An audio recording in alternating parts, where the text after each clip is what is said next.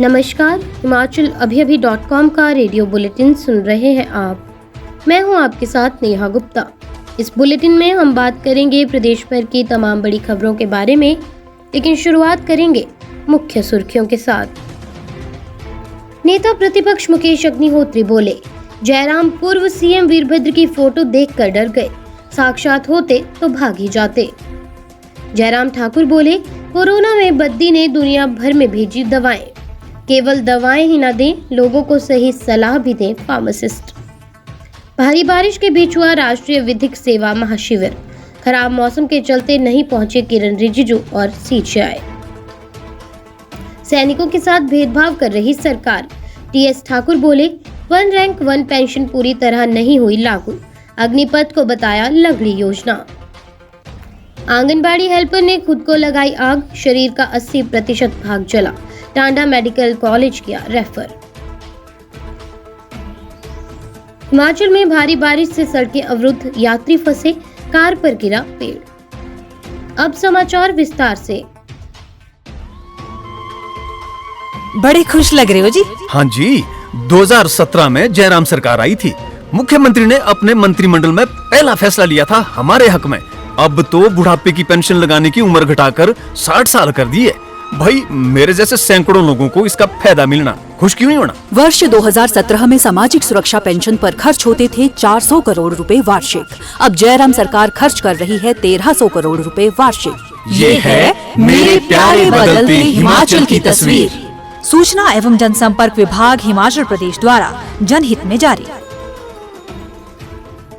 विधानसभा चुनाव नजदीक आते राजनीतिक गतिविधियां और एक दूसरे पर आरोप प्रत्यारोप का दौर लगातार तेज होता जा रहा है। नेता प्रतिपक्ष मुकेश अग्निहोत्री के विधानसभा क्षेत्र हरोली में रविवार को माफिया और गुंडाराज के खिलाफ होकर रैली का आयोजन किया गया।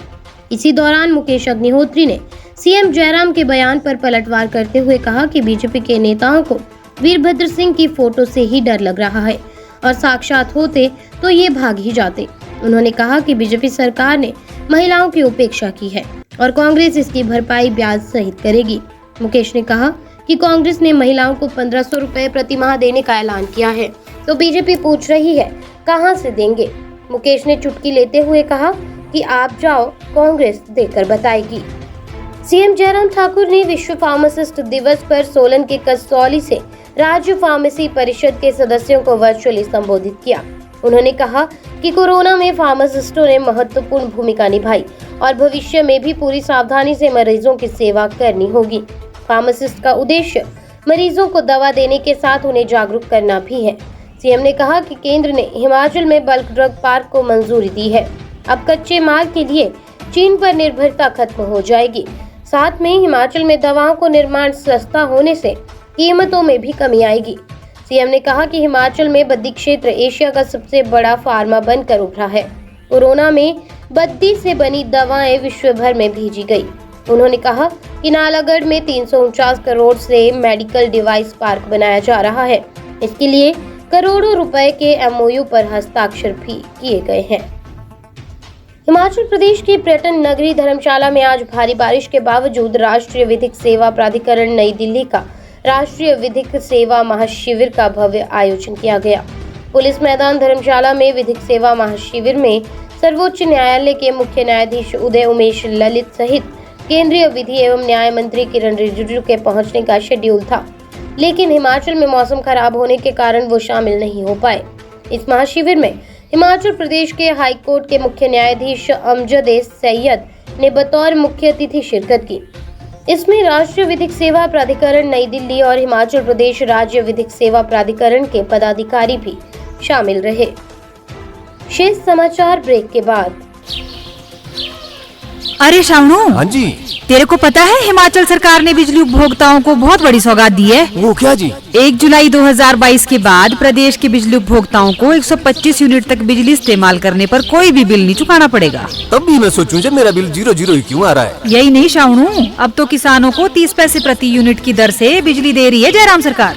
अरे कमला, भाई भला हो इस जयराम सरकार का। इसने तो जनता के बिजली के बिल के आर्थिक बोझ को बहुत ही कम कर दिया है। कदम कदम पर जयराम सरकार है हिमाचल वासियों के साथ। सूचना एवं जनसंपर्क विभाग हिमाचल प्रदेश सरकार द्वारा जनहित में जारी। हिमाचल प्रदेश कांग्रेस कमेटी के पूर्व सैनिक सर्विस विभाग के चेयरमैन सेवानिवृत्त ब्रिगेडियर टीएस ठाकुर ने कहा कि सैनिकों के साथ भेदभाव का रवैया अपनाया जा रहा है। उन्होंने कहा कि रक्षा मंत्री राजनाथ सिंह हिमाचल दौरे पर आ रहे हैं। पूर्व की मनमोहन सरकार ने सैनिकों के लिए 1 रैंक 1 पेंशन लागू की थी, लेकिन वर्तमान सरकार आने के बाद इसे पूरी तरह से लागू नहीं किया गया है। रविवार को ठाकुर ने अग्निपथ योजना को लंगड़ी योजना बताकर युवाओं और देश की आर्मी के साथ एक भद्दा मजाक बताया। उन्होंने बताया कि इस योजना से युवा 4 साल नौकरी करने के बाद बेरोजगार हो जाएंगे और ना ही आगे की पढ़ाई कर पाएंगे और ना ही दूसरी नौकरी की तैयारियां कर पाएंगे।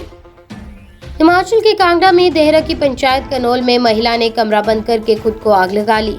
महिला लगभग 80% चल चुकी है, जिसे डाडा सिबा अस्पताल में प्राथमिक इलाज के बाद doctor Rajendra Prasad medical college Tanda refer कर दिया गया।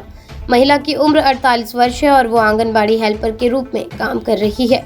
महिला के पति ने बताया कि आज सुबह उसकी पत्नी रानो देवी ने उसे चाय बनाकर दी थी। उसके बाद वो कमरे के अंदर चली गई और इतने में हमने आग की लपटें निकलती देखी।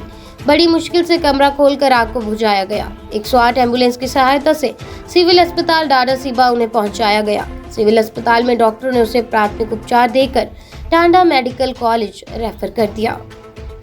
हिमाचल में बारिश से कई स्थानों पर काफी नुकसान हुआ है। भारी बारिश के कारण सड़क पर मलबा और पत्थर गिरने से सतौन रेणुका जी सड़क अवरुद्ध हो गई है। दर्जनों वाहनों सहित सैकड़ों यात्री फंस गए हैं। इस बीच एक एम्बुलेंस भी फंस गई। दूसरी एम्बुलेंस बुलाकर मरीज को शिफ्ट किया गया। सतौन रेणुका जी सड़क पर टिक्कर खड्ड में फंसी गाड़ी को डोजर मशीन से निकाला गया। नेरी पुल सोलन मार्ग शीलाबाग के समीप भूस्खलन से बंद हो गया है। मनाली लेह और औट बंजार सैंज हाईवे 305 अवरुद्ध है। जिला कुल्लू और लाहौल स्पीति में जमकर बारिश हो रही है। वहीं रोहतांग दर्रा के साथ मनाली लेह मार्ग पर आने वाले बारालाचा में बर्फबारी हुई है। सिस्सू के पास पागल नाला में बाढ़ आने से मनाली लेह मार्ग पर यातायात अवरुद्ध हो गया है और यहां पर मनाली से लेह जाने वाले कई वाहन फंसे हुए हैं। जबकि बंजार के जिब्भी के पास भूस्खलन के कारण एक पेड़ गिरने से एक कार व 2 मोटरसाइकिल को नुकसान पहुंचा है। रेडियो बुलेटिन में आज के लिए बस इतना ही। नमस्कार।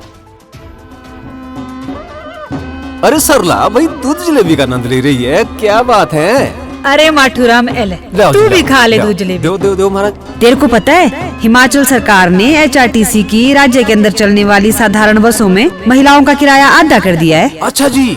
हाँ भाई, अब प्रदेश में महिलाओं को मिल रहा है आधे किराए में पूरे सफर का लाभ। सरला भाई, जयराम सरकार की नारी को नमन योजना ने तो हमारे प्रदेश की माताओं, बहनों और बेटियों के सम्मान में कोई कमी नहीं रखी है। यही नहीं, साधारण बसों में ऑनलाइन टिकट बुकिंग पर भी महिलाओं को छूट मिल रही है। कदम कदम पर जयराम सरकार है हिमाचल वासियों के साथ। सूचना एवं जनसंपर्क विभाग हिमाचल प्रदेश सरकार द्वारा जनहित में जारी।